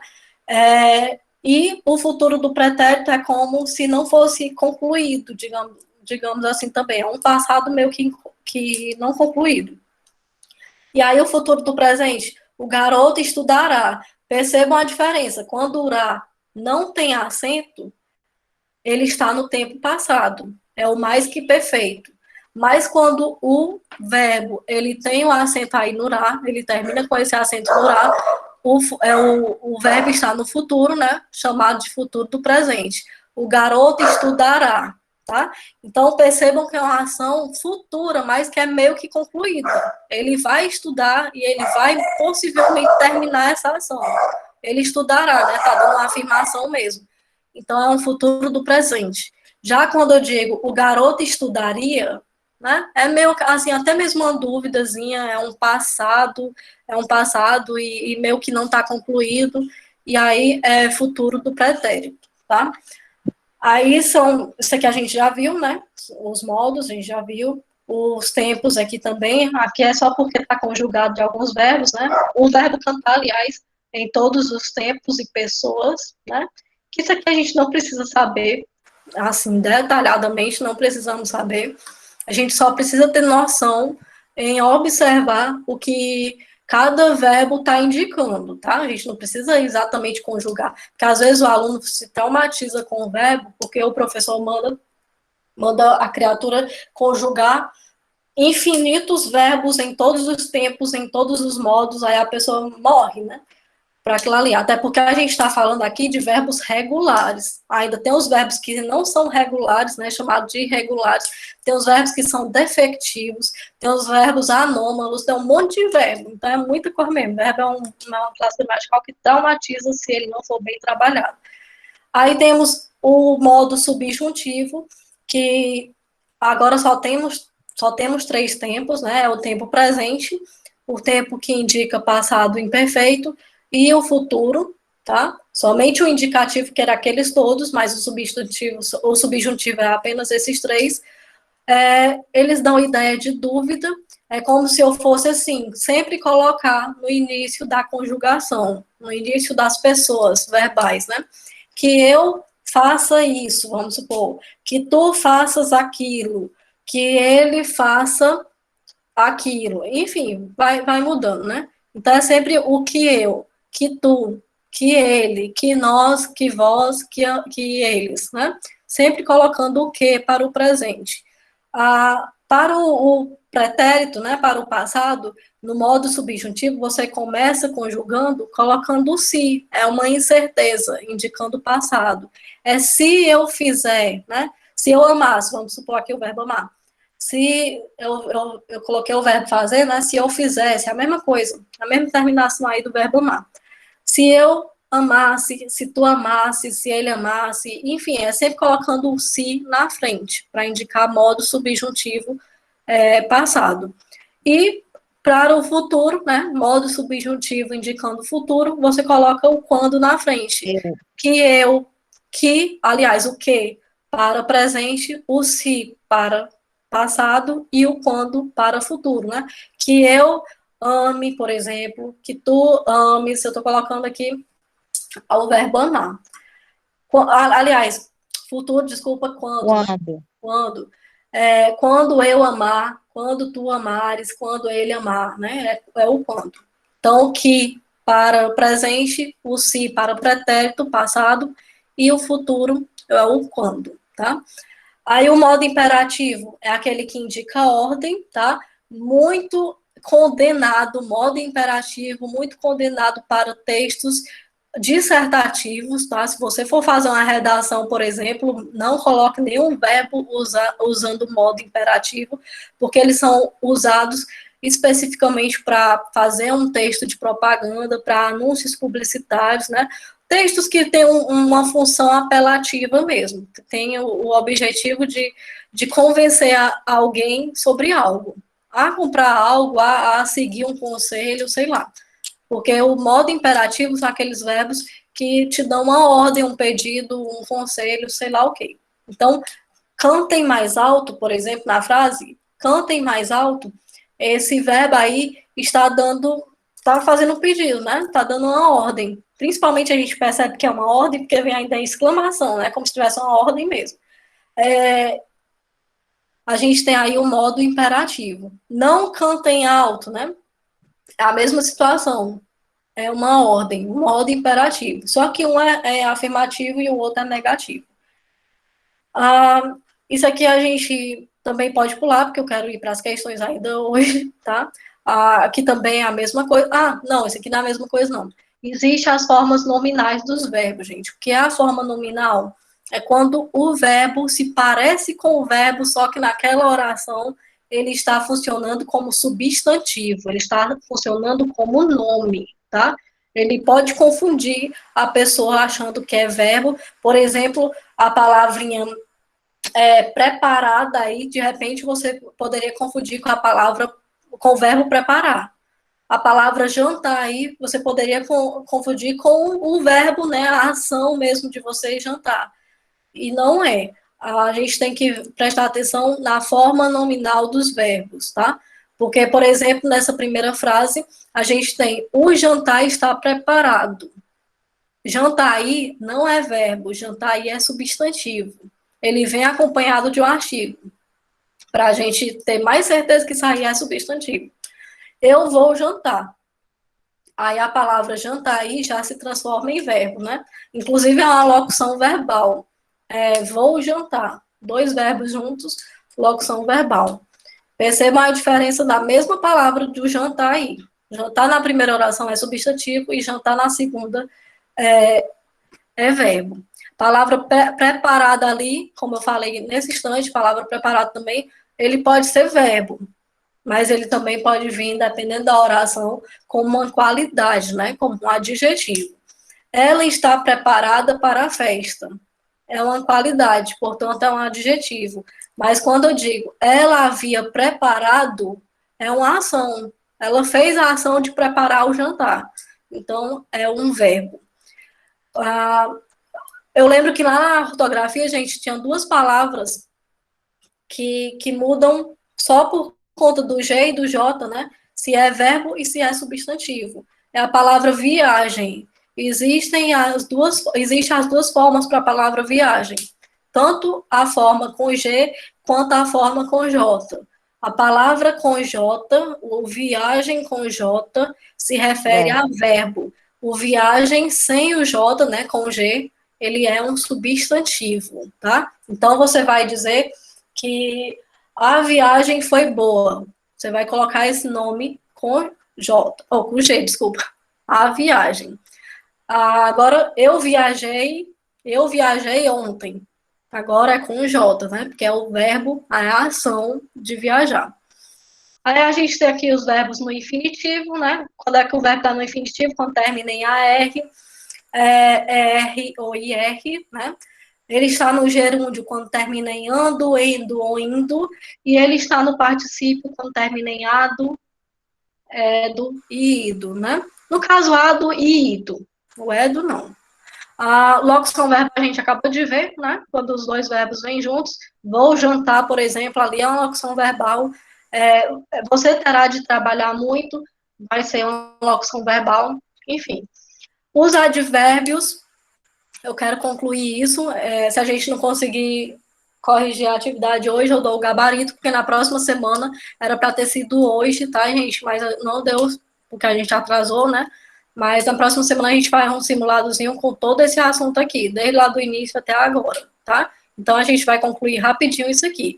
Os advérbios, gente, são muito semelhantes aos verbos, né? Então eles vão dar a ideia também de ação, mas indicar modo, tempo, lugar, espaço, essas coisas, né? A causa, o motivo, enfim. Então, na oração aqui, ó, ontem fomos ao cinema, percebam que a palavra ontem é uma palavra que confere tempo. Então, é um advérbio de tempo. Ele vem, inclusive, junto com o verbo, né? Porque os advérbios, tudo que começa com ad, significa junto a alguma coisa, né? No caso, advérbio é aquela palavra que vem junto do verbo. Percebam que tem a vírgula aqui, ó, no ontem, vírgula. Fomos ao cinema. Essa vírgula é possível aí porque trata-se de um advérbio, né? As crianças saíram depressa. Depressa é a maneira como as crianças saíram. Então, é o modo, né? Se refere à maneira do verbo e não ao termo crianças, né? Então, os advérbios são classificados dessa maneira aqui. Tempo, lugar, modo, afirmação, negação, enfim. As locuções adverbiais são essas aqui, né? Basta ver se é uma palavra advérbio, se duas ou mais, locução adverbial. A preposição, gente, é aquele termozinho, uma palavrinha que serve para ligar. Ela liga ou palavras com palavras para indicar, né, um elo mesmo, para fazer uma ligação. Então, por exemplo, voltei para Campinas ontem, a gente tem aí o verbo voltar e o substantivo Campinas, e um termo que está bem no meio dessas duas palavras, que só serve para ligar mesmo, ele não tem muita função, a não ser ligar palavras, é chamado de preposição, tá? E aí a gente tem também que saber que essas preposições, elas indicam coisas, elas vão indicar finalidade, elas vão indicar local também, lugar, né? Elas vão indicar causa, dependendo da situação. As preposições são classificadas em essenciais e acidentais, né? Que no caso, as que mais caem em prova mesmo são essas, as essenciais, é o a, de, em, para, com, por exemplo, o desde, o em, o entre, o perante, o sem, tudo isso é preposição, são palavrinhas que servem apenas para ligar. Aí, no caso, a gente tem aqui música de Caetano Veloso, né? Música é o substantivo, Caetano Veloso também é substantivo, tem um termozinho ligando essas duas coisas aqui, que no caso é chamado de preposição. Estava na escola, a gente tem aqui o verbo estava, mais o substantivo escola. O que está ligando essas duas coisas? É o na. O que é isso? É um artigo? Não. É um pronome? Não. É uma preposição. Serve apenas para ligar as palavras. Dormir desde as 10 horas, né? Aqui, uma preposiçãozinha. Ai, Nayane, esse ais não é artigo, não. Ai, não é artigo, não. Não. E claramente a gente percebe que não é artigo, porque ele ainda é acraseado, tá? E se a gente tem artigo aí acraseado, a gente tem a junção do artigo a mais a preposição a, então a gente tem aí um caso de preposição, tá? E aí eles vão indicar coisas, né? No caso aqui, tá indicando hora, aqui lugar, né? Aqui, por exemplo, saiu com os amigos, esse com indica companhia, né? Com quem ele está saindo. Ir a Roma, na frase ir a Roma, esse a indica destino, né? Enfim, as locuções prepositivas é o conjunto de palavras, né? Como a gente sabe também. Uma palavra é preposição, duas locução prepositiva. Aí elas podem ser combinadas e contraídas, tá? Se elas são combinadas é porque as preposições se unem sem perder nenhuma letra, e elas são contraídas, né? A questão da contração, quando elas se unem e perde letra, tá? Por exemplo, festa da Marcela, a gente sabe que esse da é a junção de, né? Mais o a. Festa de quem? Tá aí o de. A Marcela. Então, da Marcela vira aí a preposição contraída. É só isso. Porque perdeu a palavra. Qual foi a palavra em que foi perdida aí? A letra. A letra E, né? A letra E. Então, é uma contração. Mas quando eles não perdem nada, isso aí é chamado de combinação, tá? A gente está aí faltando só a conjunção e interjeição e dá tempo. A conjunção, gente, é a mesma situação da preposição. Acontece que a preposição vai unir palavras e a conjunção vai unir orações. Basicamente é isso a diferença. Elas vão servir também para dar ideia de lugar, de tempo, de tudo, né? Elas podem ser coordenadas e subordinadas, mas elas vão ter a mesma situação lá das preposições, só que agora elas vão unir frases e não mais palavras.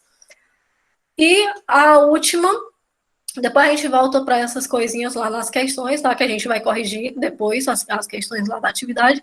E aí, só para encerrar por hoje, a gente tem a última classe gramatical, meio sem importância nenhuma, né? Que é o caso das palavrinhas que dão ideia de sentimento, sentimento de alívio, de surpresa, de raiva, né? Indica sentimento. E aí a gente tem, por exemplo, a palavra a, né? Com exclamaçãozinha, uma interjeição. O o, né? O, h, e a exclamaçãozinha, uma interjeição. Enfim, são classificados dessa seguinte maneira: susto, alívio, tristeza, desânimo, né? Um cuidado, uma advertência, enfim. Entenderam? Acabou. São essas 10 as classes gramaticais. Para a próxima semana a gente faz o simulado, tá? Com todos os assuntos lá do início, lá sobre gênero, que a gente começou falando sobre gênero, sobre tipologia textual, então a gente tem simulado com todas essas questões. Eu ainda estou concluindo, mas ele vai ficar mais ou menos de 20 a 30 questões, tá? O simulado. A gente vai fazer pelo Google formulário, só questõezinhas de marcar. Vocês vão fazer nessa semana, eu acho que do André também, deve ser por lá, e aí vocês vão estar sabendo na próxima semana como é. Caso não esteja, a gente vem depois explicar, tá? Mas na próxima semana, na próxima terça-feira, a gente faz um simulado de tudo, lá do início até agora. E aí é um simulado grande, tá? De 20 a 30 questões, de uma maneira geral. Pronto? Dúvidas? E as de hoje nós vamos fazer, né? Aí as de hoje vocês fazem E mandar o gabarito. Depois eu dou o gabarito, tá? Aí caso haja dúvida em algumas questões, vocês podem me chamar no PV que eu respondo. Aí eu dou o gabarito, não hoje, eu não vou dar o gabarito hoje, não, nem amanhã. Eu vou dar o gabarito na sexta-feira, para vocês terem um tempo de fazer sozinhos. Sexta-feira, antes da aula do André, eu solto o gabarito da de português, tá? Dessa atividade de hoje. Tchau. Boa noite. Boa noite.